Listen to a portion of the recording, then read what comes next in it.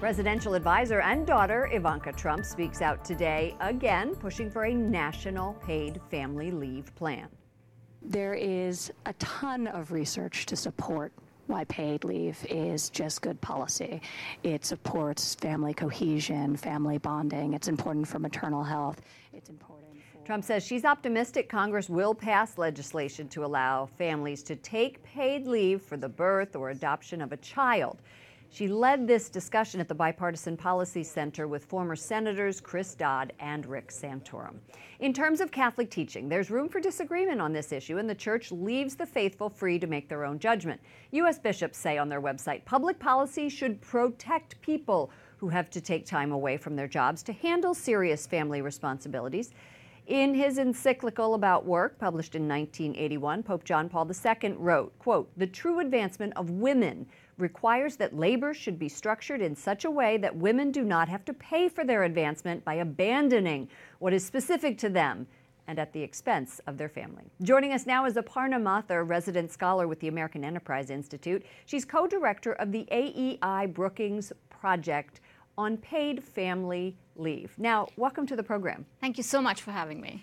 Fmla, the Family and Medical Leave Act, requires that 12 work weeks of leave in a 12-month period for people who want to have an adoption or a birth of a child, to care for a spouse, a child, someone with serious health conditions.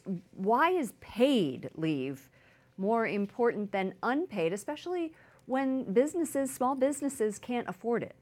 Right. I mean, that's a great question, I think, which was the initial reason why the Family and Medical Leave Act left out small businesses from its purview. It basically said we don't know how small businesses will deal with a situation where, the federal government is mandating this leave.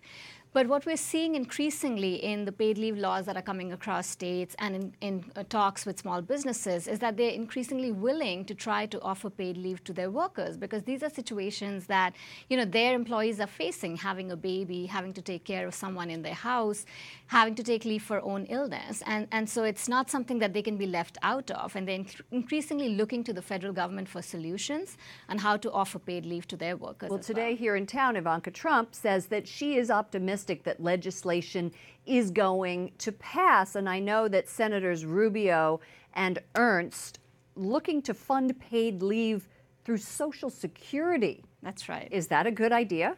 So we're seeing increasingly a lot of talk around town about trying to do paid leave through Social Security. It is an interesting funding mechanism because it doesn't require us imposing new taxes on workers. It's basically saying, look, you've been paying into Social Security, and now you have the ability to withdraw from it at times of need, especially when you're having a baby. So I think there is increasing consensus that this might be one way to start to offer paid leave to employees. But is the role of the federal government to remain neutral in regards to parents' decisions to stay home and work outside the home? Cutting taxes, getting bigger paychecks would help American families more. Is that right? Yes, so what we're seeing now is that the fact that we don't have paid leave is really hurting low-wage workers. It's really not a choice for them to stay home and stay away from work, even when they have a baby, because you just can't afford to lose a job and you can't afford to lose a paycheck. And so I think what paid leave does is that it really offers them that option. If you decide to go back to work, that's fine.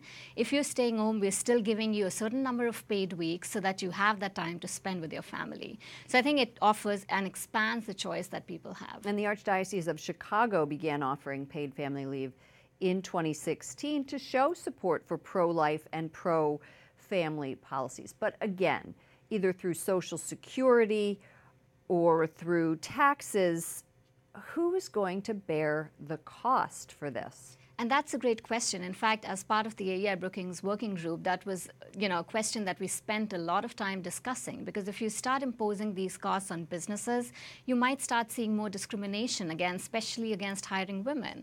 So the solution that we came up with was that we said it should be an employee payroll tax. So employees are earning the benefit and they're paying into it just like they pay into, for Social Security and other public programs. So I think doing it through a tax on employees is one of the solutions, and we're seeing that at the state level, where states have programs that are working out great for workers and for businesses. Another tax. Yes. Okay. Thank you so much, Aparna Mathur with the American Enterprise Institute. Thank you so much for having me.